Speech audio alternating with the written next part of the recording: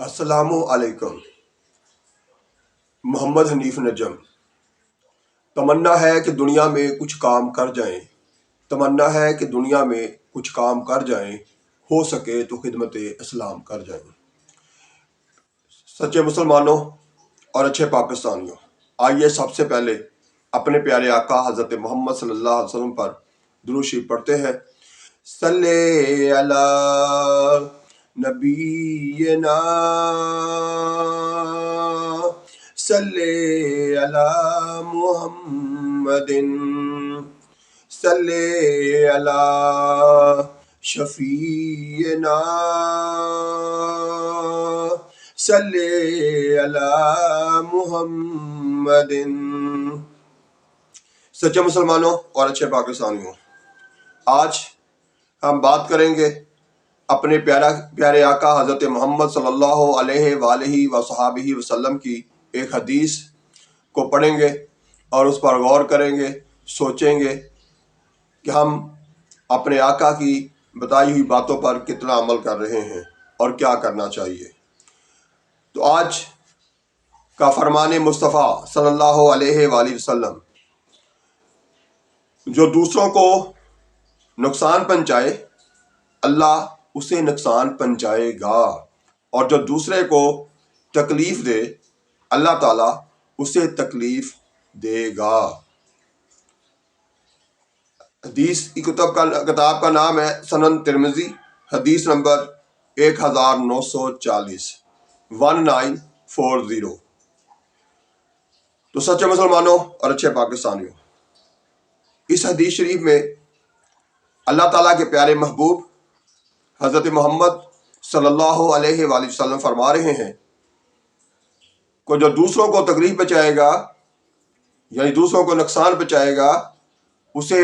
جواب میں اللہ تعالیٰ اس کو تکلیف پہنچائیں گے، اللہ تعالیٰ جو ہے اس کو نقصان پہنچائیں گے۔ اور جو دوسروں کو، اس کا مطلب یہ ہوا کہ جو دوسروں کو فائدہ پہنچائے گا اس کے جواب میں اللہ تعالیٰ اس کو فائدہ پہنچائیں گے۔ تو پیارے پاکستانیوں، ہمیں خود سوچ لینا چاہیے کہ جو اللہ تعالیٰ کے سب سے زیادہ محبوب نبی ہیں، جس کی خاطر اللہ تعالیٰ نے پوری کائنات ترتیب دی، پوری کائنات بنائی، کیا ان کے منہ سے نکلے ہوئے الفاظ، ان کی کہی ہوئی بات غلط ہو سکتی ہے؟ بالکل ممکن نہیں ہے۔ اس کا مطلب یہ ہوا کہ جب ہم کسی کو تکلیف پہنچا رہے ہوتے ہیں، کسی کو نقصان پہنچا رہے ہوتے ہیں، تو حقیقت میں ہمیں تیار ہو جانا چاہیے کہ اللہ تعالیٰ ہمیں نقصان پہنچائے گا، اللہ تعالیٰ ہمیں تکلیف میں رکھے گا۔ اس کا مطلب یہ ہوا کہ ہم تو معمولی ذرہ ہیں، اللہ تعالیٰ کی پوری کائنات کے اندر ہماری حیثیت ریت کے ایک ذرے کے برابر بھی نہیں، ہماری طاقت آنکھ جھپکنے کی بھی نہیں، تو ہم کسی کو کتنی کی تکلیف پہنچا سکتے ہیں؟ اور پھر ہمیں تکلیف کے جواب میں جو تکلیف پہنچے گی، جو نقصان پہنچے گا، وہ نقصان پہنچانے والی ذات پوری کائنات کی مالک ہے، جس کے قبضہ قدرت میں پوری کائنات، وہ کتنا طاقتور ہے۔ تو خود سوچ لیجئے کہ جب وہ ہمیں تکلیف پہنچائے گا، جب ہم نے کسی کو تکلیف پہنچائی یا کسی کا کوئی نقصان کیا، تو اس کے جواب میں اللہ تعالیٰ ہمیں نقصان پہنچائیں گے، ہمیں تکلیف پہنچائیں گے، تو وہ تکلیف کتنی زیادہ ہوگی، وہ کتنی شدید ہوگی، وہ نقصان کتنا زیادہ ہوگا۔ تو ہمیں یہ خود سوچ لینا ہے کسی کو تکلیف پہنچانے سے پہلے کہ ہم اس کا جواب جو ہے وہ برداشت کر سکتے ہیں، یقیناً نہیں کر سکتے۔ اس لیے ہمیں ہر وقت، ہر دور میں، ہر لمحے دوسروں کو تکلیف پہنچانے سے، دوسروں کا نقصان کرنے سے اپنے آپ کو باز رکھنا ہوگا۔ پھر جا کے ہم بھی آنے والی کل کی مصیبتوں سے، کل کی تکلیفوں سے بچ سکیں گے اور اپنی اولاد کو، اپنے آس پاس کے معاشرے کو بھی بچا سکیں گے۔ بات یہاں ہی ختم نہیں ہو جاتی کہ ہم کسی کو نقصان کریں گے تو نقصان ہوگا، ہم کسی کو نقصان کرتے ہوئے دیکھیں گے اور اس کو نہیں روکیں گے، تب بھی ہم حصے دار بن جائیں گے۔ کیوں کہ ہمیں تو اللہ تعالیٰ نے جو عقل اور سمجھ دی تھی، اس کو استعمال کرتے ہوئے اس دوسرے انسان کو جو کسی اور کو تکلیف پہنچا رہا تھا، ہم نے اسے پیار سے، محبت سے اور کیوں نہیں روکا؟ تو اس لیے ہم اس کے بھی ذمہ دار ہوتے ہیں۔ اسی طرح پھر آہستہ آہستہ معاشرے میں مزید بگاڑ پیدا ہوتا ہے۔ اس لیے ہمیں خود بھی باز آنا ہے، کسی کو نقصان پہنچانے سے بچنا ہے، کسی کو تکلیف دینے سے اپنے آپ کو بچانا ہے، اور دوسروں کو بھی روکنا ہے، تاکہ معاشرے میں امن، سکون اور اچھائیاں بڑھتی چلی جائیں۔ تو پیارے پاکستانیوں اور اچھے مسلمانوں، ہمیں خود سوچنا ہے ہم کر کیا رہے ہیں اور پھر اللہ تعالیٰ سے کیا مانگ رہے ہیں۔ کتنے افسوس کی بات ہے کہ ہم نماز ہی نہیں پڑھتے، جب ہم اللہ تعالیٰ کو اس کی تعریفیں کر کے اس سے ہم اپنی جائز باتیں، اپنی دعائیں قبول کروانا ہی نہیں چاہتے، کرواتے ہی نہیں ہیں، پڑھتے ہی نہیں نماز، تو پھر ہم کیسے آنے والے کل میں آسانیاں حاصل کر سکیں گے؟ ہمیں خود سوچ لینا ہے کہ ہم سارا دن میں کتنا سچ بولتے ہیں اور کتنا جھوٹ بولتے ہیں، ہم کتنی دوسروں کی غیبت کرتے ہیں اور کتنا ہم کوشش کرتے ہیں کہ غیبت سے بچ جائیں۔ ہر قدم پہ کوشش کرتے ہیں کہ دوسروں کو تکلیف پہنچائیں، اس سے ہمیں کیسے باز رہنا ہے، ہمیں خود سوچنا ہے۔ کیا ہم اس کسی کو تکلیف پہنچانے کی بجائے کسی کا فائدہ کیوں نہیں سوچتے؟ اگر فائدہ سوچیں گے اس میں ہمارا فائدہ ہے کہ اللہ تعالیٰ بھی ہمیں فائدہ پہنچائے گا۔ تو پیارے مسلمانوں اور سچے پاکستانیوں، سب سے پہلے تو میں آپ کا یہ شکریہ ادا کرتا ہوں کہ آپ ٹائم نکال کے میری باتیں سنتے ہیں، لیکن ساتھ ساتھ میں ایک ریکویسٹ یہ بھی کروں گا کہ ان پر عمل بھی کریں، ان باتوں پر عمل کریں۔ آتی آپ کو یہ پہلے بھی ہیں، یہ ساری معلومات آپ کو پہلے بھی ہیں، آپ ان ساری چیزوں کو پہلے بھی جانتے ہیں۔ یہ نہیں کہ میں نے کوئی آپ کو نئی بات بتائی ہے یا کوئی میں نئی باتیں کرتا ہوں، باتیں یہ ساری آپ کو معلوم ہے، آپ نے پڑھ رکھی ہیں، سن رکھی ہیں، لیکن ہمارا نقصان کیا ہو رہا ہے کہ ہم عمل نہیں کرتے۔ ہماری کوتاہی کیا ہو رہی ہے کہ ہم اس پر عملی طور پر زیرو ہے۔ اور ساتھ ساتھ میں یہ بھی یاد دلانا چاہوں گا کہ ہمارے پاس بہت سارے لوگ ایسے بھی ہیں جو عمل کرتے بھی ہیں، لیکن وہ تعداد اب کم ہوتی جا رہی ہے۔ اس کو بڑھانا ہے اور اس میں اپنا حصہ ڈالنا ہے، پہلے اپنے آپ کو درست کرنا ہے، پھر اس کے بعد دوسروں کو بھی سکھانا ہے، ان کو بھی اپنے ساتھ سیدھے راستے کی طرف لانا ہے۔ یہ ہماری ڈیوٹی ہے۔ ہمیں اللہ تعالیٰ نے دنیا میں بھیجا ہی صرف اپنی بندگی کے لیے ہے، اپنی عبادت کے لیے ہے۔ ہم اس کے الٹ چل رہے ہیں، ہمارے پاس اللہ کی بندگی کا ٹائم ہی نہیں ہے، ہم اس کی عبادت ہی نہیں کر رہے۔ ایک محلے میں چلے جائیں، مسجد میں، وہاں پر آس پاس کی آبادی جو ہے وہ اس میں 2000 کے قریب مرد رہتے ہیں، لیکن جب نماز کے ٹائم پر اس علاقے کی مسجد میں چلے جائیں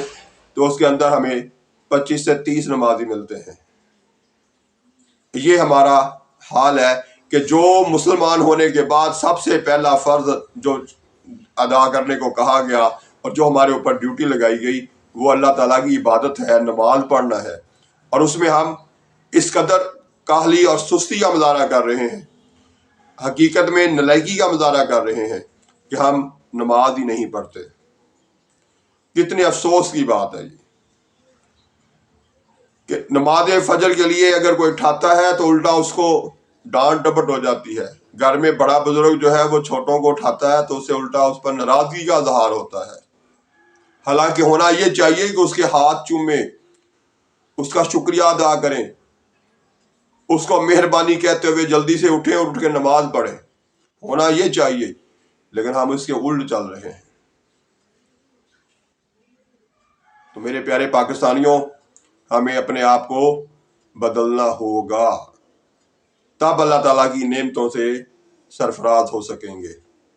لیکن اگر ہم اپنے آپ کو نہیں بدلتے ہیں، اپنے آپ کو درست نہیں کرتے ہیں، تو پھر یہ توقع رکھتے ہیں کہ آنے والا کل اچھا ہوگا، یہ ممکن نہیں ہے۔ نہ صرف دنیا میں آنے والا کل اچھا نہیں ہوگا، بلکہ مرنے کے بعد کی جو ہمیشہ کی لائف ہے، ہمیشہ رہنے والی زندگی ہے، اس میں بھی ہم خسارے میں رہ جائیں گے۔ تو آپ لوگ یہ خود سوچیں گے کہ جو کچھ آپ کر رہے ہیں وہ آپ نے خود سوچنا ہے کہ آپ اس پر کس حد تک درست ہیں اور کہاں تک غلط ہیں۔ اپنی غلطیوں کا ازالہ ہم سب کو جلد از جلد کرنا ہے، کیونکہ یہ زندگی چند دن، چند لمحے، چند ہفتے، چند مہینے، چند سال کی ہے، لیکن جب اللہ تعالیٰ کے پاس واپس جائیں گے تو وہاں پر جو فیصلہ ہو جائے گا جنت یا دوزخ کا، وہ طویل زندگی ہے، نہ ختم ہونے والی زندگی ہے۔ تو پیارے پاکستانیوں اور اچھے مسلمانوں، اس بات کے ساتھ کہ آپ سب کا بہت بہت شکریہ کہ آپ میری یہ باتوں جو ہے ان کو سنتے ہیں اور پھر اپنے آپ کو خود جھٹکے دیتے ہیں کہ ہم غلط ہیں یا درست ہیں، اور پھر اس کے بعد اس ویڈیو کو شیئر کر کے دوسروں کو بھی جگاتے ہیں، دوسروں کو بھی ایک دفعہ جھٹکا دیتے ہیں کہ ہم جو کچھ کر رہے ہیں کیا یہ درست ہے یا غلط ہے۔ اگر غلط ہے تو آؤ سب درست کی طرف چلیں۔ تو جب آپ یہ ایک کلک کرتے ہیں تو اس کے بدلے میں بھی جیسے جیسے جس کو بھی یہ ویڈیو پہنچے گی، اور اگر وہ اس میں کی گئی میری اور آپ کی سوچ کو اپنا لے گا، درست طرف چلنا شروع ہو جائے گا، اس کی سمت درست ہو جائے گی، تو پھر اس کا بھی آپ کو اجر و ثواب بھی ملے گا، کیونکہ آپ کی وجہ سے، آپ کے ایک کلک کی وجہ سے اس تک یہ بات پہنچی، اور اس کے بعد اس نے عمل کر لیا، اپنے آپ کو درست کرنے کی کوشش کر لی۔ آنے والے کل میں